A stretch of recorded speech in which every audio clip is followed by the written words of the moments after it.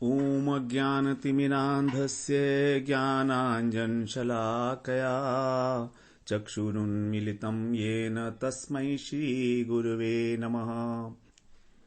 वन्देऽहं श्रीगुरो श्रीयुतपदकमलं श्रीगुरून् वैष्णवांश्च श्रीरूपं सागरजातं सहगण रघुनाथान्वितं तं सजीवं साद्वैतं सावधूतं परिजन सहितं कृष्ण चैतन्य देवं श्रीराधा कृष्ण पादान् सहगण ललिता श्री विशाखान्वितांश्च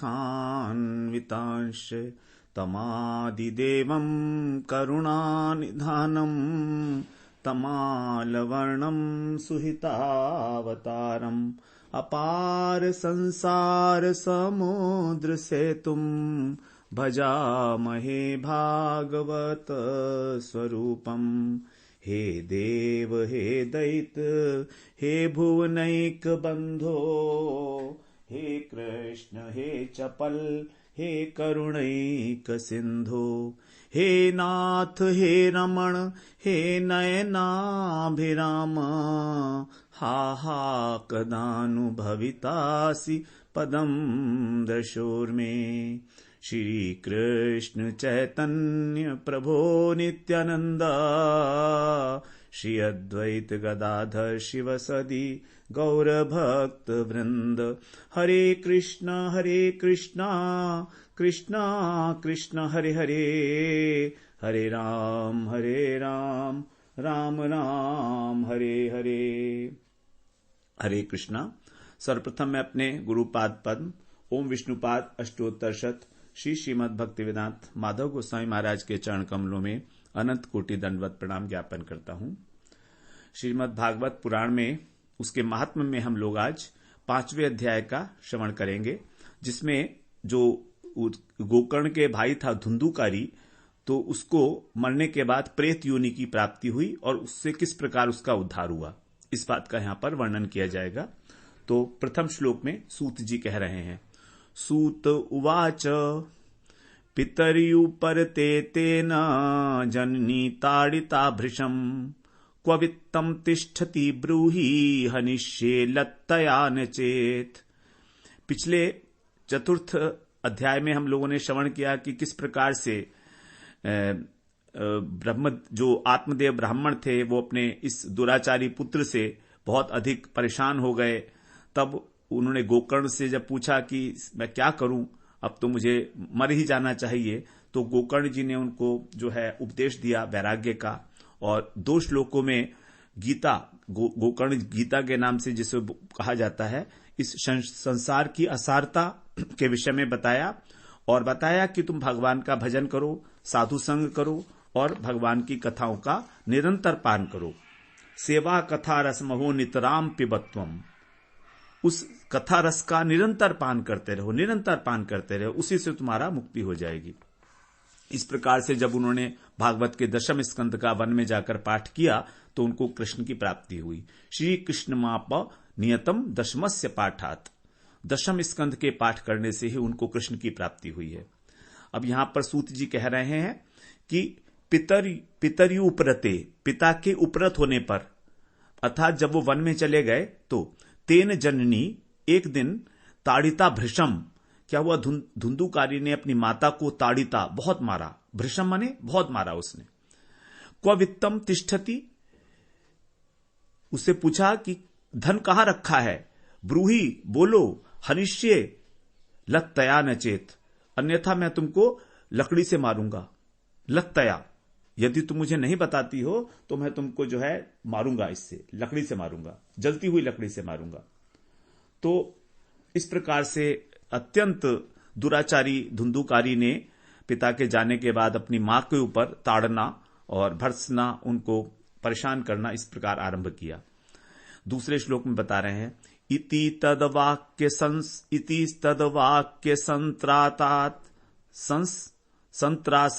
संत्रासात जनन्या पुत्र दुःखतः कूपे पातः कृतो रात्रौ तेन सा निधनम गता। इति तद वाक्यम, इस तरह के जो वाक्यों से जो उनकी माता थी वो डर गई, त्रसित हो गई, और जनन्या दुख पुत्रतः, दुख पाकर, दुखी होकर अपने पुत्र के जो कार्यकलाप थे, दुराचरण थे, उससे कूपे पातः कृतो, एक दिन रात के समय वो जाकर कुएं में गिर पड़ी। तेन साग निधनम गता, और मृत्यु को प्राप्त हो गई। देखिए यहां पर किस प्रकार से जो है उसकी मां जो है त्रस्त होके, है ना, और कुएं में चली गई, कुएं में जाकर गिर गई। तो यहां पर जब हम भेजते हैं अपनी मृत्यु, किस प्रकार की, कितनी तुच्छ मृत्यु है ये, उसकी मां की धुंधली की, जो उसकी माता थी। अब तीसरे श्लोक में कह रहे हैं, गोकर्णस्तीर्थ यात्रार्थम निर्गतो योग संस्थितः न दुखम न सुखम तस्य न वैरी नापि बांधवः। और गोकर्ण जी थे, वो तो ज्ञानी पुरुष थे, योगनिष्ठ थे, तो वो तीर्थ यात्रा के लिए निकल गए। अर्थम माने लिए, निर्गतो निकल गए, योग संस्थित है, योग में निष्ठित थे वो तो। न दुखम न सुखम, उनको किसी प्रकार का कोई सुख और दुख नहीं हुआ। न वैरी, उनका कोई दुश्मनी नहीं था। न अपि बांधव, उनका कोई बांधव भी नहीं था। तो सुख और दुख किसी प्रकार का भी उनको अनुभव नहीं हुआ। इस प्रकार से वो समबुद्धि को प्राप्त हो चुके थे। धुंधुकारी गृहे अतिष्ठत पंचपर्ण्य वधू व्रतः अत्युग्र कर्म कर्ता च तत्पोषण विमूढ़धि। धुंधुकारी गृहे अतिष्ठ, अब वो रहने लगा, घर में रहने लगा धुंधुकारी। और पंचपर्ण्य वधू व्रत, 5 जो है उसने वधू जो है उनको लाकर रख लिया, 5 वैश्याओं को लाकर रख लिया। पर्ण्य, पंचवधू, पर्ण्यवधू व्रत। पर्ण्यवधू का मतलब पर्ण्य होता है पैसा, तो जो बाजारू होती हैं, जो वैश्या है, उनको लाकर उसने घर में रख लिया, 5-5। और फिर क्या कह रहे हैं, उनके लिए अत्युग्र कर्म करता, अत्यंत उग्र कर्म करने लगा, लोगों को परेशान करने लगा, उनकी हत्या करने लगा। तत्पोषण विमूढ़धि, इस प्रकार की बुद्धि नष्ट हो गई, और तत्पोषण, उनका पोषण करने के लिए, उनका ध्यान रखने के लिए। अब देखिए 5-5 स्त्रियों को अपने वो घर में रख रहा है। मनुष्य के लिए एक वधू ही कितनी मुश्किल करती है, ये तो 5-5 है यहां पर। तो बड़े बड़े दुष्कर्म वो इस प्रकार से करने लगा, मूढ़ व्यक्ति। एकदा कुलटास्तास्तु भूषणान्यभिलिप्सवः तदर्थम निर्गतो गेहात् कामांधो मृत्युम स्मरन्। एक दिन कुलटा, वो सब उल्टाएं थी, उन्होंने उससे कहा अभिलिप्सव, इच्छा की भूषण, आभूषणों की, कि तुम हमारे लिए आभूषण लेकर आओ। तदर्थम, फिर इसलिए निर्गतो गेहात, घर से वो निकला। कामांधो मृत्युम अस्मरन्, उसको मृत्यु की याद नहीं आती थी, और क्योंकि वो कामना के कारण, काम वासना से अंधा हो चुका था उनके लिए, तो काम से अंधा होकर वो बिना मृत्यु को याद किए हुए घर से निकला। और निकला क्यों होगा, वो चोरी चकारी करने के लिए ही किसी प्रकार से। अब आगे 6ठे श्लोक में कह रहे हैं, यतस्ततश्च संहृत्य वित्तम वेश्म पुनर्गतः ताभ्यो अयच्छत् सुवस्त्राणि भूषणानि कियन्ति च। यतस्ततश्च, यहां से और वहां से, संहृत्य, हरण कर लिया उसने, वित्तम, धन को। तो इधर उधर से बहुत सारा धन उसने जो है चुरा लिया। वेश्म पुनर्गतः, और लौट आया घर पर। ताभ्यो अयच्छत सुवस्त्राणि, और सुंदर से उनको वस्त्र वगैरह और आभूषण इत्यादि कियन्ति च, लाकर दिए उसने। अब बहुत सारे वस्त्र भी ले आया और आभूषण भी ले आया 5 वैश्याओं के लिए। तो उनको आश्चर्य होना स्वाभाविक था कि इतने समय में इतना धन इसके पास कहां से आ गया। बहुवित्त चयम दृष्ट्वा रात्रौ नार्यो व्यचारयन् चौर्यम करोत्यसौ नित्यम अतो राजा ग्रहीष्यति। यहां पर कह रहे हैं बहुवित्तम चयम दृष्ट्वा, उन्होंने देखा कि इसने तो बहुत सारा चोरी का माल इकट्ठा किया है। रात्रौ नार्यो व्याचरन्, रात्रि के समय उन्होंने इस प्रकार का विचार किया स्त्रियों ने कि चौर्यम करोति असौ नित्यम, ये तो रोजी चोरी करता है। इसलिए अतः राजा ग्रहीष्यति, इसको किसी ना किसी दिन राजा पकड़ लेगा। इतना सारा धन ये लेकर आया है तो एक ना एक दिन तो पकड़ा ही जाएगा, चोर तो पकड़ा ही जाता है हमेशा। तो इस प्रकार से उन्होंने आपस में विचार किया। 8वें श्लोक में कह रहे हैं, वित्तम हृत्वा पुनश्चैनम मारयिष्यति निश्चितम अतोर्थ गुप्तये गूढ़म अस्माभि किम न हन्यते। अब राजा जो है वित्तम हृत्वा, इसका जो धन है वो सब हरण कर लेगा और इसको क्या करेगा, मारयिष्यति निश्चितम, इसको मारेगा, इसको प्राणदंड देगा, इसको फांसी देगा। इसलिए अतः अर्थगुप्तये,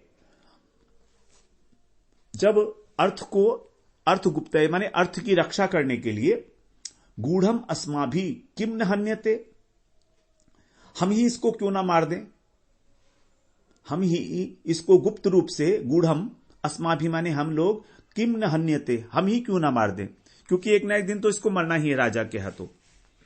तो हमारे को अब धन भी मिल जाएगा, वरना क्या होगा, राजा जो है वो पैसा भी ले लेगा, धन भी ले लेगा और इसको मार भी देगा। तो हमारे हाथ से धन भी जाएगा और इसको तो मरना ही है, तो इसलिए हम ही को ना मार दें, कम से कम धन तो हमारे पास रहेगा। 9वें श्लोक में कह रहे हैं, निहत्यैनम गृहीत्वार्थम यस्य यामो यत्र कुत्रचित् इतीता निश्चयं कृत्वा सुप्तम संबद्ध रश्मिभिः। हम लोग क्या करेंगे, निहत्य एनम, एनम माने इस धन को, निहत्य माने लेकर, गृहीत्वार्थम ग्रहण करके, निहत्य माने इसको हत्या करके, तो इसकी हत्या करके हम इस धन को ग्रहण करके, यस्य यामो यत्र कुचित, यामो माने हम चले जाएंगे कहीं, यत्र माने कहीं पर भी हम लोग चले जाएंगे, जहां कहां, इतिता निश्चयं कृत्वा, इस प्रकार निश्चय करके उन्होंने क्या किया, सुप्तम संबद्ध रश्मि भी, सोते हुए उस धुंधुकारी को संबद्ध माने बांध दिया, रश्मि भी माने रस्सियों से उन्होंने इसको बांध दिया धुंधुकारी को, रात को सोते हुए। पाशम कंठे निधायास्य तन्मृत्युमुपचक्रमुः त्वरितं न ममारासौ चिंतायुक्तास्तदा भवन। पाशम कंठे निधाय, उसके गले में उन्होंने फंदा डाल दिया, पाश का मतलब फंदा, गले में फंदा डाल दिया उसके। और तन मृत्युम उपचक्रुम, चक्रुम माने उसने तैयारी की, तो उसकी मृत्यु के लिए उन्होंने प्रयत्न किया, चक्रुम माने करना, तो उसकी मृत्यु के लिए उसके गले के अंदर फंदा डाल के फांसी का, उसको मारने का प्रयत्न किया। त्वरितम न ममार आसौ, असौ माने वो जो धुंधुकारी था, न ममार नहीं मरा, त्वरितम माने तुरंत, गले में फांसी लगा दी तो भी वो तुरंत नहीं मरा। चिंता युक्तास्तदा भवन, तब वो सारी की सारी चिंतातुर हो गई कि अरे हमने तो इसे फांसी लगाई गले में और देखो तो ये मर भी नहीं रहा है, बड़ी चिंता होने लगी उनको, अब क्या होगा। तब तंगार समूहांश तन्मुखे ही विचिक्षिपुः अग्निज्वालाति दुखेन व्याकुलो निधनम गतः। तब क्या किया उन्होंने, उसके मुख के अंदर तप्त अंगार, जलते हुए अंगारों का समूह, तन मुखे उसके मुख के अंदर, च विचिक्षिपुः उस अंगारों को डाला, उसके मुंह के अंदर उन्होंने जलते हुए अंगारे डाले। देखिए गले में तो फांसी लगी हुई है उसके, और अब उसके चेहरे, उसके जो अंदर हैं अंगारे डाल रही हैं वो उसके मुंह के अंदर, जिससे मर जाए। अग्नि ज्वालाति दुखेन, अब अग्नि की जो ज्वाला है उससे इतना दुख हुआ उसको कि व्याकुल होते हुए वो निधनम गतः, उसकी मृत्यु हो गई, निधन हो गया उसका। तम देहम मुमुचुर्गते प्राय साहसिका स्त्रियः न ज्ञातम तद रहस्यम तु केनापीदम तथैव च। अब उन्होंने क्या किया, तम देहम उसकी शरीर को उन्होंने मुमुचुर गते प्रायः एक गड्ढे के अंदर जो है डाल दिया। साहसिका स्त्री, देखिए स्त्री कितनी दुस्साहसी होती हैं, ये साहस नहीं है वास्तव में दुस्साहस है।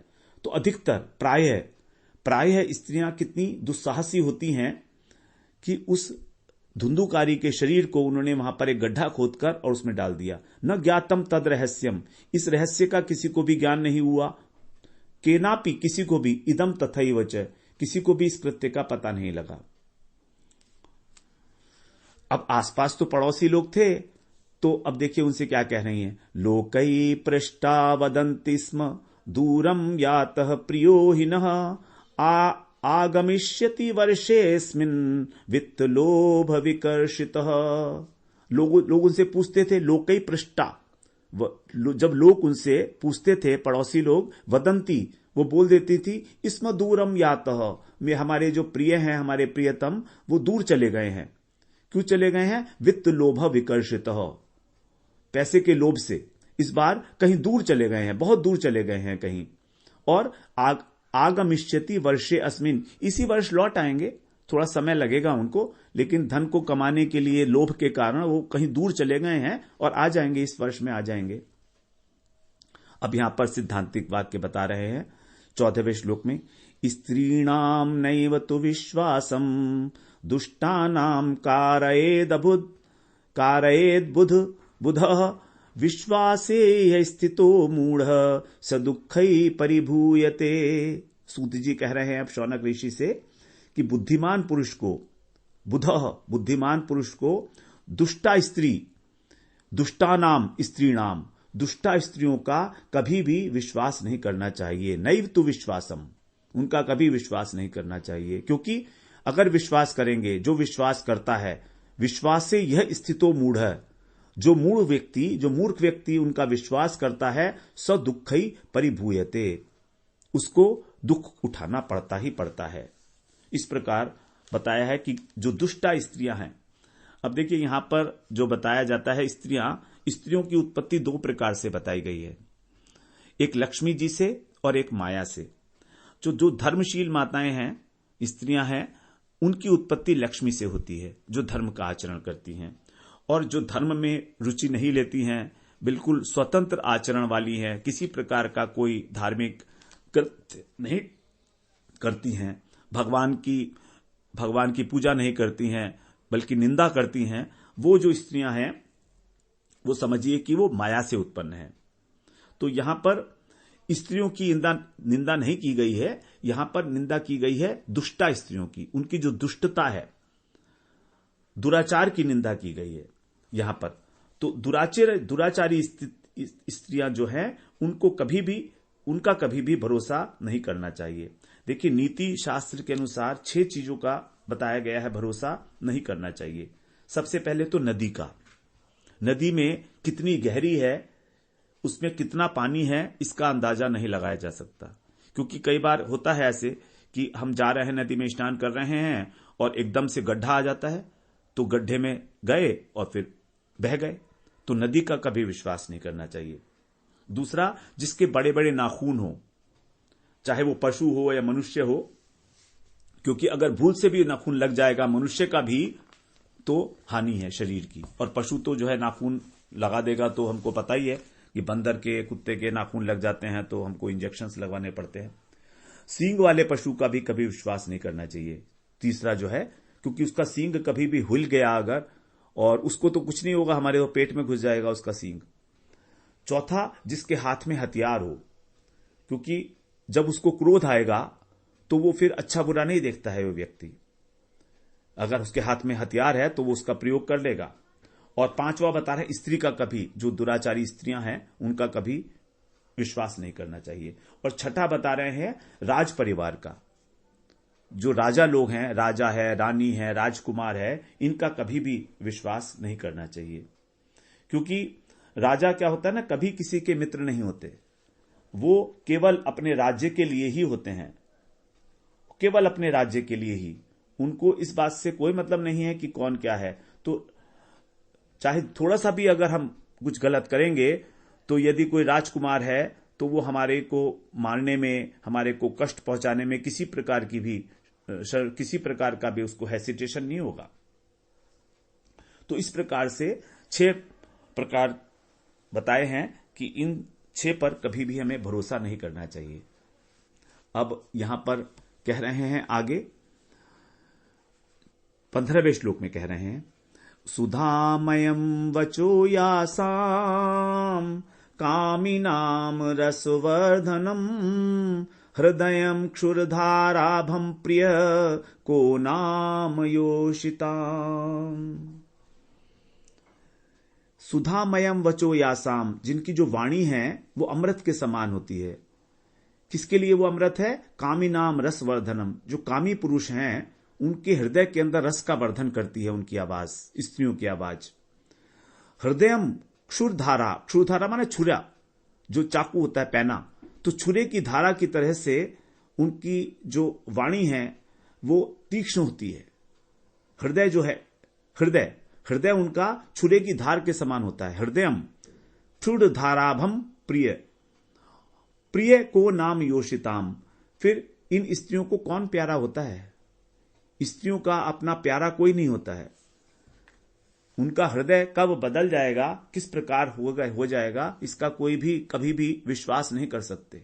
किस समय स्त्री जो है वो अपनी कुटिलता पर आ जाएगी, इसका विश्वास करना बहुत मुश्किल है। इसी बात को यहां पर कह रहे हैं कि उनकी जो वचन है, उनकी जो वाणी है, मीठी मीठी वाणी है, उसके मीठी वाणी में कभी फंसना नहीं चाहिए। इस प्रकार की जो स्त्रियां हैं, वो दुष्टा स्त्रियां हैं, वो किसकी हो सकती हैं, किसकी प्रिय हो सकती हैं? 16वें श्लोक में कह रहे हैं, संहृत्य वित्तम तायातः कुलिटा बहु भर्तृका धुंधुकारी बभूवाथ महान प्रेत कुकर्मतः। संहृत्य, हृत्य माने हरण करके, तो वो जो कुलटा स्त्रियां थी वो उसका सारा का सारा जो पैसा था, वित्तम, हरण करके अब वो भाग गई वहां से। जाता माने चली गई, कुलटा। और बहु भर्तृका मतलब उनके तो पता नहीं कितने पति थे, ऐसे ऐसे धुंधुकारी जैसे। धुंधुकारी बभूव अथ महान प्रेत है कुकर्मत है। और धुंधुकारी का क्या हुआ? अपने कुकर्म के कारण वो भयंकर प्रेत बन गया, महान प्रेत। धुंधुकारी महान प्रेत योनि को प्राप्त हो गया, मतलब प्रेत भी बना तो टॉप लेवल का बना। अब आगे 17वें श्लोक में बता रहे हैं, वात्यारूप धरो नित्यम धावंदश दिशोन्तरम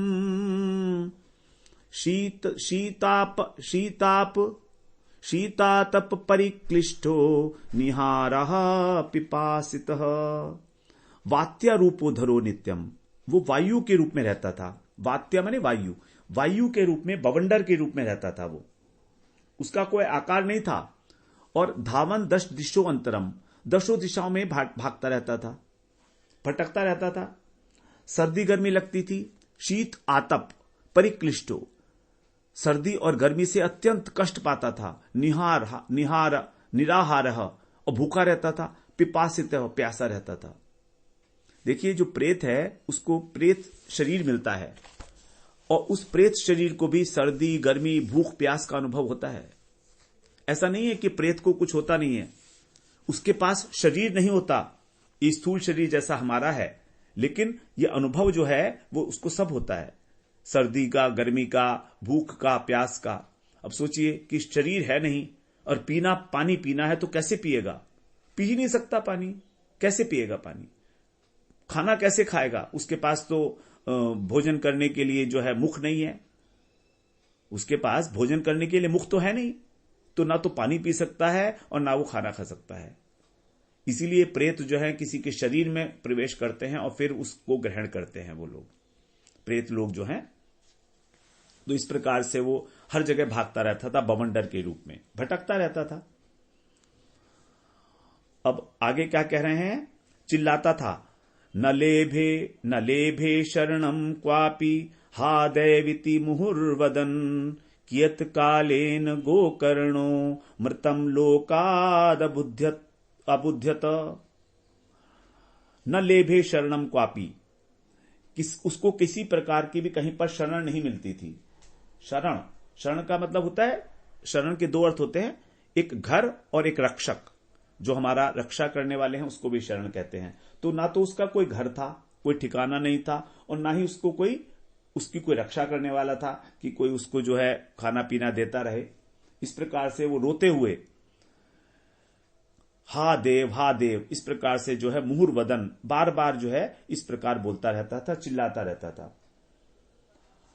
गोकर्ण को, अब गोकर्ण जी तो तीर्थ काल में तीर्थ में चले गए थे, तो कुछ काल की बीतने पर कियत कालेन में कुछ समय बीतने पर गोकर्ण को मृतम कि उनका जो भाई है वो मर चुका है, लोगात अबुध्यत, किसी लोगों से उनको पता लगा कि उनका जो भाई था वो धुंधुकारी वो मर गया है, मृत्यु का समाचार मिला उनको।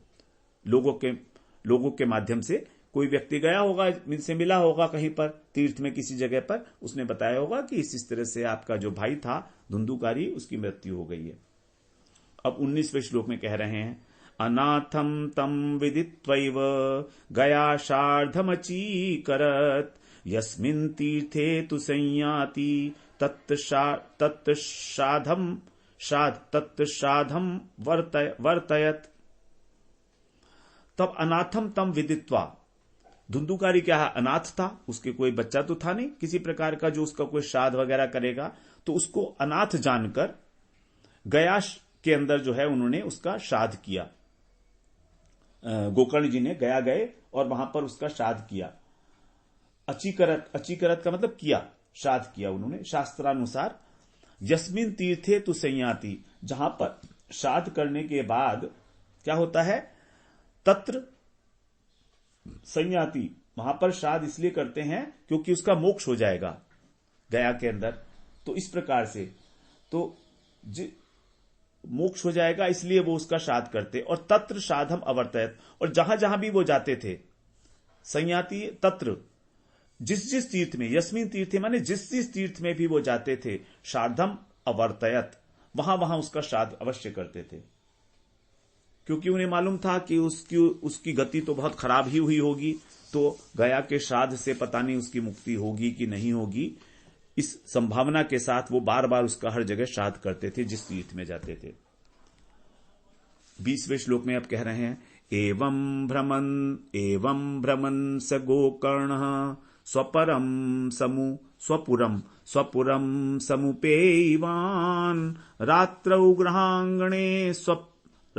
गृहांगणे स्वप्तुम आगतो लक्षितः परै। इस प्रकार इस प्रकार भ्रमण करते करते स गोकर्ण है, वो गोकर्ण जी स्वपुरम, अपने शहर के अंदर समुपेयवान आ गए। रात्रौ, एक दिन रात्रि के समय, ग्रह आंगणे, अपने ग्रह के आंगन में उन्होंने स्वप्तुम आगतो अलिक्षितः परै, रात्रि के समय वो आए और सीधे आंगन में आकर सोने के लिए पहुंचे। वहां पर स्वप्तुम अलक्षित है परई, दूसरे लोगों से मिले नहीं, रात्रि के समय आए और अपने घर में आंगन में आकर सो गए। उनको किसी ने देखा नहीं, किसी ने उनको देखा नहीं कि वो आए हैं और सो रहे हैं अपने घर में आकर।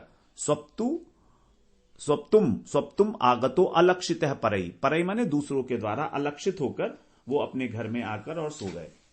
एक दिन सोने के लिए पहुंचे। तत्र सुप्तम च विज्ञाय धुंधुकारी स्वबांधवन् निशीथे दर्शयामास महारौद्रतरम वपुः। अब धुंधुकारी तो वही था, प्रेत की योनि थी उसकी। तत्र सुप्तम से विज्ञाय, जब उसको ये देखा, उसने पता लगा उसे कि उसके भाई यहां पर स्वबांधवम, कि उसका अपना भाई जो है वहां पर आया हुआ है और सो रहा है, तो क्या करा उसने, निशीथे माने अर्धरात्रि के समय, दर्शयामास दिखाया, महारौद्र तरम वपु, अपना बहुत रुद्र रूप दिखाया। अब देखिए प्रेत जो है किसी भी रूप को धारण कर सकता है। तो क्या कह रहे हैं आगे 22वें श्लोक में, कौन कौन से उसने अपने रूप दिखाए। सकृन मेषः सकृदस्ति सकृच्च बहिषो अभवत् सकृदिन्द्रः सकृच्चाग्नि पुनश्च पुरुषो अभवत्। सकृत माने एक बार, तो एक बार तो कभी वो उसने मेष का रूप धारण किया, मेष का मतलब भेड़ का रूप धारण किया एक बार उसने। फिर कच्चित हस्ती, कभी वो हाथी बन जाता था।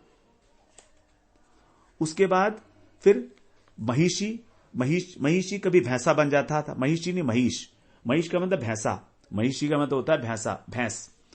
तो कभी वो भैंसा बन जाता था, सकृत इंद्र और इंद्र भी बन जाता था, सकृत अग्नि कभी अग्नि का रूप धारण कर लेता था। इस प्रकार पुनश्च पुरुषो अभवत, अंत में फिर वो मनुष्य के आकार में आ गया, प्रकट हुआ अभवत। वैप्रीत्यमिदं दृष्ट्वा गोकर्णो धैर्य संयुतः अयम दुर्गतिकः कोपी निश्चित्यथ तम अब्रवीत।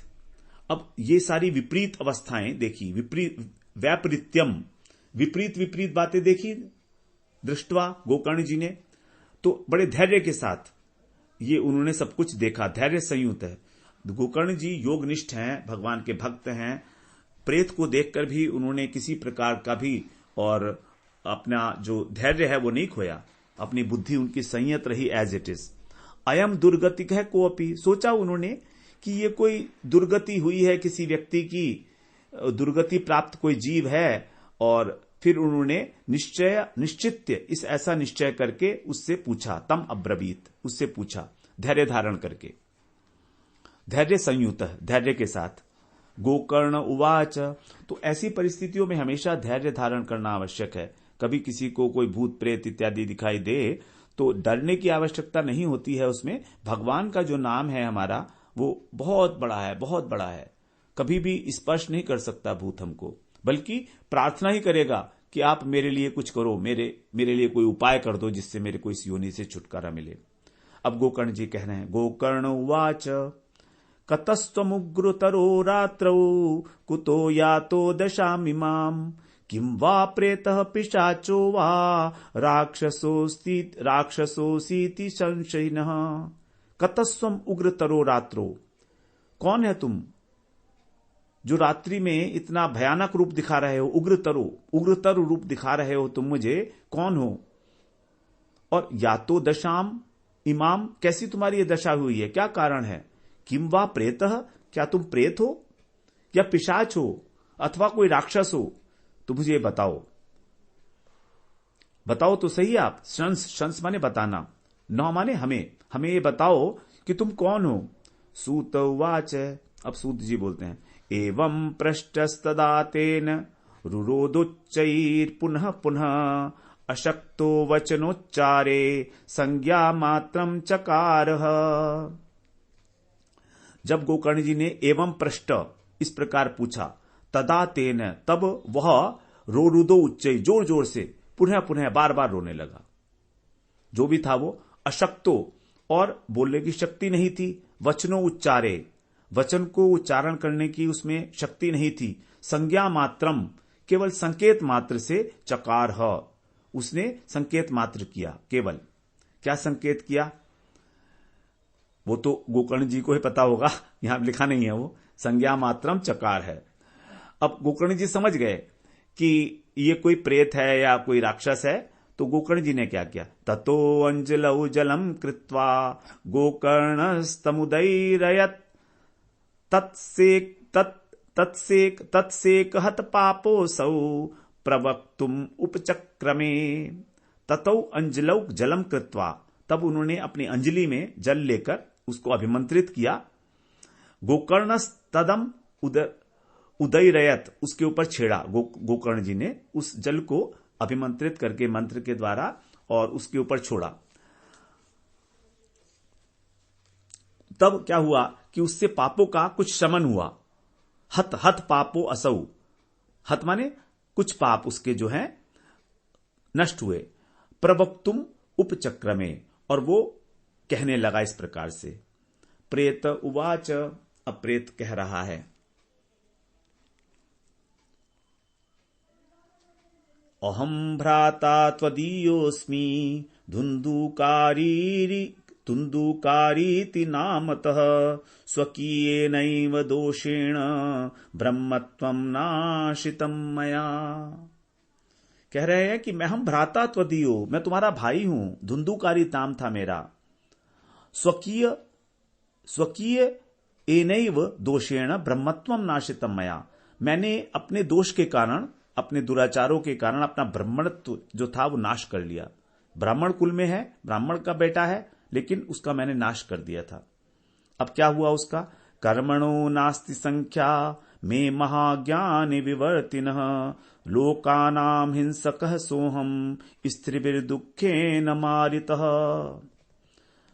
कर्मणो नास्ति संख्या में महाज्ञाने विवर्तिन है। अज्ञान के कारण जो मैं विवर्तिन है, चक्कर काट रहा था, अज्ञान में फंसा हुआ था, तो मेरे जो दुष्कर्म है उनकी कोई संख्या ही नहीं है, अनगिनत मेरे पाप है। लोकानाम हिंसकः, मैंने पता नहीं कितने लोगों की हिंसा की है। सो अहम, ऐसा मैं हूं। और मुझको क्या किया गया? स्त्री भी दुखे न मारितः, मेरी जो स्त्रियां थी उन्होंने मुझे तड़पा तड़पा कर दुख देकर मार दिया। अब आगे कह रहे हैं 29वें श्लोक में, अतः प्रेतत्वमापन्नो दुर्दशाम च वहाम्यहम वाताहारेण जीवामि दैवाधीन फलोदयात। अब क्या है? अतः प्रेतत्वम आपन्नो, मैं इस प्रेतत्व को प्राप्त हो गया हूं, प्रेत योनि मुझे मिली है। दुर्दशाम च वहाम्यहम, मैं इस दुर्दशा में ढो रहा हूं, मेरी बड़ी बुरी हालत है। और वाताहारेण जीवामी, वायु, केवल वायु का मैं भोग कर सकता हूं, क्योंकि वायु शरीर है ना, तो वायु ही मेरा आहार है। जीवामी, उसी से मैं जिंदा हूं। दैवाधीन फलोदयात, ये मेरे ही कर्म फल हैं, ऐसा नहीं है कि किसी और के कारण ऐसा हो रहा है। ये मेरे जो कर्म फल है वो उसी का ये फल है जो मैं यहां पर भोग रहा हूं। 30वें श्लोक में कह रहे हैं, देखिए किस प्रकार से उनको कितना ज्ञान हो गया है धुंधुकारी को, कि उन्हें समझ में आ गई है कि वो कहां पर गलत थे। अहो बंधो कृपा सिंधो भात्रर्मामाशु मोचय गोकर्णो वचनम श्रुत्वा तस्वै वाक्यमथा ब्रवीत। अहो बंधो कृपा सिंधो, हे मेरे भाई, तुम कौन हो? कृपा के सिंधु हो तुम। भ्रातम, तुम मेरे भाई हो। अब मुझको आशु माने तुरंत ही, मोचय माने इस छुड़ाओ, मेरी मुक्ति कराओ इस योनि से। गोकर्णो वचनम श्रुत्वा, इस प्रकार धुंधुकारी के वचन सुनकर गोकर्ण जी ने तस्मै वाक्यम अथ अब्रवीत, इस प्रकार से उन्होंने उसकी बातें सुनी और ऐसा वाक्य बोले। गोकर्ण जी कह रहे हैं, गोकर्ण उवाच त्वदर्थम तु गया पिंडो मया दत्तो विधानतः तत्कथम नैव मुक्तोसी ममाश्चर्यमिदं महत्। हे भाई, त्वदर्थम, तुम्हारे लिए मैंने गया में पिंड किए, विधि पूर्वक, विधानतः मया दत्तो, तुम्हारे लिए मैंने पिंड दान किया। तत्कथम नैव मुक्तोसी, फिर भी तुम मुक्त नहीं हुए।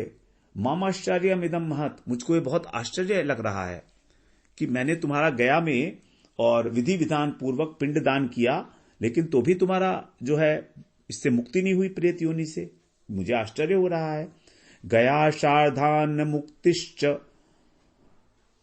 गया शार्धान मुक्तिश्चेदुपायो न परस्त्वित्वः किम विधेयं मया प्रेत तत्वं वद सविस्तरम। गया शार्ध से भी न मुक्तिश, यदि तुम्हारी चेत माने यदि तुम्हारी गया श्राद्ध से भी मुक्ति नहीं हुई है, उपायो न अपर माने दूसरा कोई उपाय जो है, मैं इसका तो कोई और उपाय नहीं है। इह माने इस लोक में, तो इसका तो कोई और उपाय नहीं है कि मैं तुम्हारे को कैसे मुक्त कराऊं। किम वेधेयम मया प्रेत, हे प्रेत अब तुम ही बताओ। त्वम वद सविस्तरम, विस्तार से मुझे बताओ कि मैं किस प्रकार का विधान करूं, मुझे क्या करना चाहिए। किम विधेयम मया, मेरे द्वारा किस प्रकार का विधान करना चाहिए कि तुम इस प्रेत योनि से मुक्त हो जाओ, विस्तार पूर्वक मुझे बताओ। अब आगे जो धुंधुकारी है प्रेत, वो बताएगा गोकर्ण जी को 33वें श्लोक से। तो हम 32वें श्लोक पर यहां विश्राम लेते हैं। वांछा कल्पतरुभ्यश्च कृपा सिंधुभ्यैव च पतितानां पावनेभ्यो वैष्णवेभ्यो नमो नमः।